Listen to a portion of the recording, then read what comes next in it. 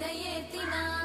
श्रीवेङ्कटनिवासाय श्रीनिवासाय मङ्गलम् लक्ष्मी सविभ्रमालोकसुभ्रूविभ्रमचक्षुषे चक्षुषे सर्वलोकानां वेङ्कटेशाय मङ्गलम् श्रीवेङ्कटाद्रिशृङ्गाग्रमङ्गलाभरणाङ्गये मङ्गलानां निवासाय श्रीनिवासाय मङ्गलम् सर्वावयव सौन्दर्य सम्पदा सर्वचेतसां सदा सम्मोहनायास्तु वेङ्कटेशाय मङ्गलम् नित्याय निरवध्याय सत्यानन्दचिदात्मने सर्वान्तरात्मने श्रीमद् वेङ्कटेशाय मङ्गलम् स्वतः सर्वविदे सर्वशक्तये सर्वशेषिने